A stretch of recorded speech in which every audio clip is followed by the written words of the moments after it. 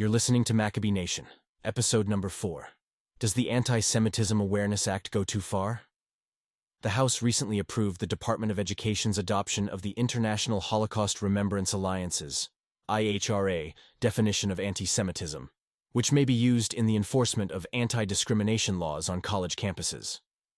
While on the surface this sounds great for Jews, we have to face some hard truths about the bill and consider the long-term consequences before we blow the shofar and start dancing on the 50-yard line. While I feel like we've been trapped in a cycle of negativity for the past 6 months, and I very badly want to celebrate a win by cheering the overwhelming support for this bill, 320 votes for to 91 against, my fear is that in the long run, we will come to regret its passing.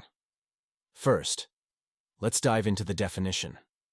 Anti-Semitism is a certain perception of Jews, which may be expressed as hatred toward Jews. Rhetorical and physical manifestations of anti-Semitism are directed toward Jewish or non-Jewish individuals and/or their property, toward Jewish community institutions and religious facilities. It sounds like Dr. Seuss wrote this. It uses the word in the definition, making the logic so circular that it can basically mean anything you want it to.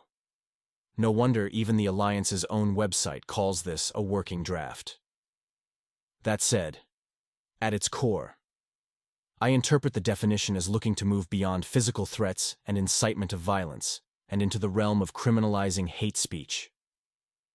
While it angers me to hear idiots call Jews more variations of terrible slurs than I can think of both online and in person, I still believe that free speech is too important in a democratic society to sacrifice on the altar of short-term gratification.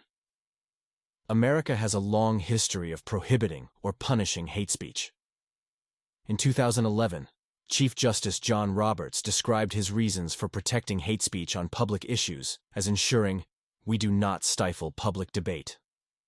Let's look at Snyder versus Phelps, where in an 8-1 decision, the Westboro Baptist Church won the right to continue picketing military funerals with signs that read, "God hates fags," and "Thank God for dead soldiers." I can't think of anything more repugnant and hateful than expressing those views at a military funeral. Free speech is so important to democracy that even this offensive speech was upheld as legally permissible. Hate speech is a cudgel that cuts both ways. That's because hate speech is only hateful to people who disagree with it. When I hear people chant, "From the river to the sea," and globalize the Intifada, I absolutely find it hateful. To me, I hear it as incitement because I view it as a threat to exterminate Jewish people. But, if we start defining indirect incitement as illegal speech, I am not sure where it ends. Head over to the written Substack to see a more detailed breakdown of responses to the Alliance's examples provided in their definition. To sum up here, while I agree it's important Jews define anti-Semitism clearly so there are social consequences to hateful anti-Semitic speech, I take issue with criminalizing most speech because I believe it does more harm than good. This latest round of legislation seems like an excuse for universities to not be held accountable for shirking their responsibility to Jewish students on their campuses this past month, by claiming the situation was ambiguous in regard to free speech. We had laws already on the books protecting minorities from discrimination and harassment that just needed to be enforced. Furthermore, the universities had their own codes of conduct that went far beyond federal laws, and they could have enforced them easily on private property, and chose not to. This was an abject failure of leadership, and there will hopefully be legal accountability in the months and years to follow. The more these ethnocentric types of laws pass that divide us into groups based on our identity, the faster our collective American identity erodes until there is nothing left. We used to take pride in being a melting pot of Americans, and we made efforts to assimilate into a culture that had commonalities and rituals we all respected. We sang the Pledge of Allegiance in school, we tried to sit through a baseball game, and we choked down a dry turkey on Thanksgiving.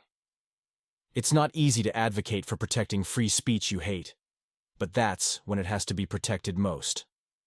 Again, free speech doesn't mean freedom from consequences, but it shouldn't be censored. I want to know who the anti-Semites are. I want to debate the merits of their ideas against ours. I don't want our enemies plotting secretly against us in hiding.